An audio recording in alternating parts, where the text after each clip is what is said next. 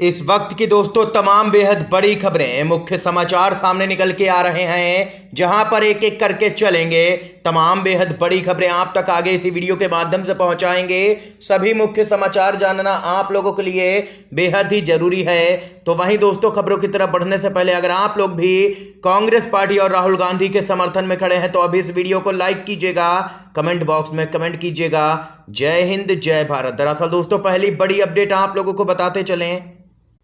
Supreme court के ईमानदार CJI ने संभाल लिया है मोर्चा। मोदी सरकार के अंदर मचा है हड़कंप, कई अहम केसों पर देंगे ताबड़तोड़ फैसले। जी हां दोस्तों, इस वक्त की बड़ी अपडेट आ रही है सामने, बताते चलें आप लोगों को। सीजेआई डीवाई चंद्रचूड़ जल्द ही कई अहम फैसले देने जा रहे हैं, जिसमें यहां पर 370 दिल्ली अध्यादेश और राहुल गांधी से लेकर के शिवसेना विवाद और एनसीपी विवाद भी शामिल है, जिसके बाद बीजेपी के अंदर हड़कंप सा मचा है।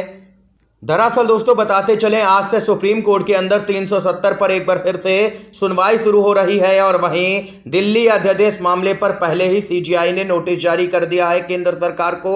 इसके साथ ही हाई कोर्ट से राहत नहीं मिली राहुल गांधी को, जिसके बाद राहुल गांधी जल्द ही सुप्रीम कोर्ट पहुंच रहे हैं। और वहीं उद्धव ठाकरे गुट तो पहले ही सुप्रीम कोर्ट पहुंच गया है शिवसेना विवाद को लेकर के, और एक बार फिर से पार्टी पर दावा ठोक दिया है। इसके साथ ही एनसीपी का मामला भी सुप्रीम कोर्ट पहुंचेगा, जिसके बाद तय माना जा रहा है कि सुप्रीम कोर्ट के सीजेआई यहां पर कई ताबड़तोड़ अहम फैसले देने जा रहे हैं। इसके साथ ही एक और अपडेट की तरफ बढ़ते हैं।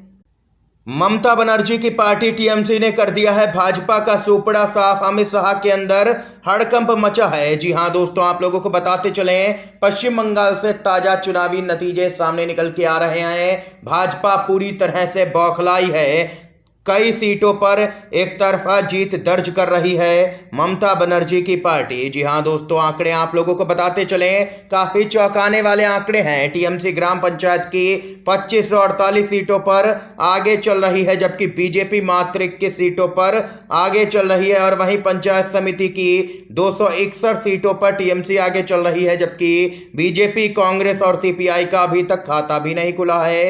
यही हाल जिला परिषद की सीटों का है। जिला परिषद की 928 सीटों में 22 पर आए रुझानों में टीएमसी आगे चल रही है, और वहीं भाजपा का खाता तक नहीं खुल पाया है। यानी कि कुल मिलाकर के देखा जाए तो पश्चिम बंगाल पंचायत चुनाव के नतीजे एक तरफा नजर आ रहे हैं टीएमसी के पक्ष में, और जनता ने भाजपा का सूपड़ा ही साफ कर दिया है इस चुनाव में।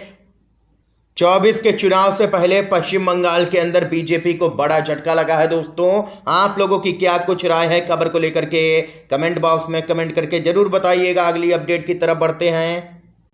ब्रजभूषण की मुश्किलें बढ़ गई हैं, दिल्ली पुलिस गिरफ्तार करने पहुंची है। जी हां दोस्तों, दिल्ली पुलिस ने दे दिया है ब्रजभूषण को बड़ा झटका। दिल्ली पुलिस ने आरोप पत्र में माना ब्रजभूषण दोषी है, सजा मिलनी चाहिए। 15 चश्मदीदों ने बढ़ाई है बीजेपी सांसद की मुश्किलें। अमित शाह ने भी साथ छोड़ दिया है ब्रजभूषण का। खबर आप लोगों को बताते चलें, बीजेपी के सांसद ब्रजभूषण सिंह को हाल ही में दिल्ली कोर्ट ने समन किया। बीजेपी सांसद पर महिला पहलवानों के उत्पीड़न करने, उनका पीछा करने और परेशान करने के आरोप लगे हैं। दिल्ली पुलिस ने ब्रजभूषण शरण सिंह के खिलाफ आरोप पत्र दाखिल किया था, जिसके बाद कोर्ट ने उनको समन जारी किया। और वहीं रिपोर्ट के मुताबिक दिल्ली पुलिस ने 15 गवाहों को अपनी चार्जशीट में शामिल किया है और दावा किया है कि ब्रजभूषण सिंह पर लगे आरोप सही हैं, उन पर मुकदमा चलना चाहिए और उनको दंडित किया जाना चाहिए, यानी कि उनको सजा मिलनी चाहिए। ये यहाँ पर देख सकते हैं कि ब्रजभूषण की मुश्किलें अब तो दिल्ली पुलिस ने ही बढ़ा दी हैं, क्योंकि इससे पहले दिल्ली पुलिस ही यहाँ पर ब्रजभूषण को बचाने की कोशिश कर रही थी। लेकिन सुप्रीम कोर्ट का जब डंडा चला दिल्ली पुलिस पर, तब जाकर के कहीं एफआईआर दर्ज हुई थी और जांच की गई, जिसमें ब्रजभूषण को दिल्ली पुलिस ने दोषी मान लिया है। यानी कि कुल मिलाकर के देखा जाए तो अब ब्रजभूषण की गिरफ्तारी होगी दोस्तों। इसके साथ ही एक और अपडेट बताते चलें।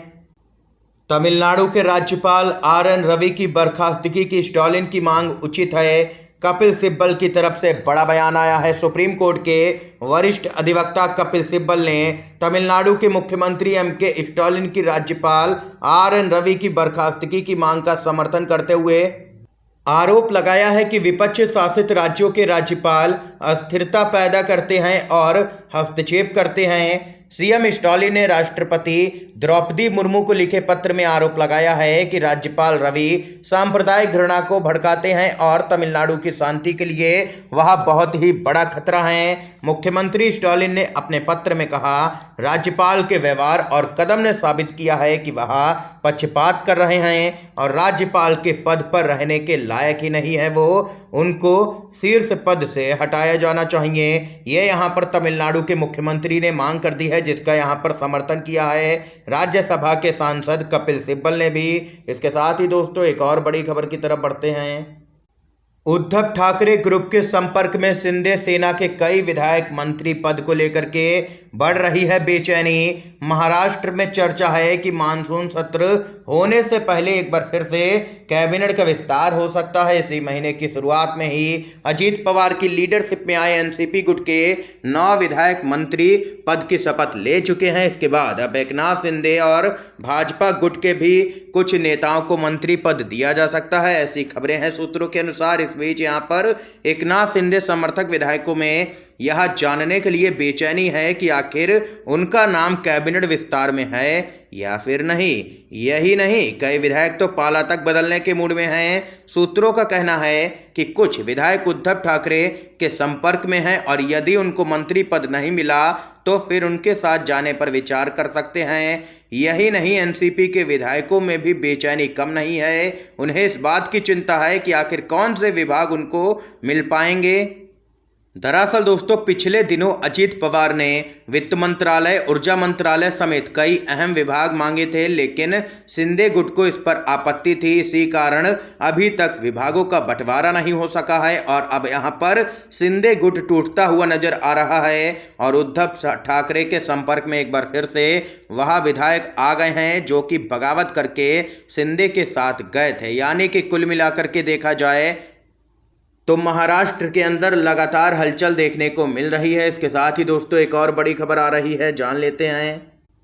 ममता बनर्जी ने राज्यसभा के अंदर दे दिया है बीजेपी को बड़ा झटका। टीएमसी ने राज्यसभा चुनाव के लिए उम्मीदवारों की घोषणा की है। पश्चिम बंगाल में 7 सीटों पर होगा मतदान। खबर आप लोगों को बताते चलें, तृणमूल कांग्रेस ने पश्चिम बंगाल की राज्यसभा सीटों के लिए अपने उम्मीदवारों की घोषणा की है।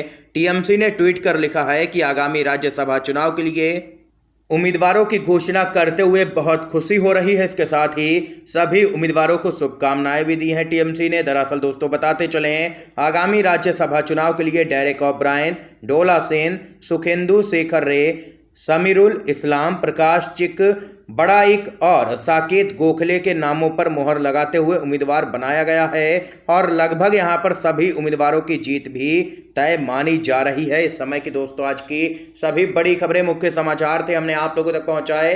अगर आप लोगों को ये वीडियो पसंद आया हो तो अभी इस वीडियो को लाइक कीजिएगा, ज़्यादा से ज़्यादा इन खबरों को शेयर कीजिएगा अपने सभी दोस्तों में, ताकि आप सभी के दोस्त भी इन सभी बड़ी खबरों और मुख्य समाचारों को जान सकें। वीडियो देखने के लिए आप सभी का बहुत बहुत धन्यवाद। जय हिंद, जय भारत।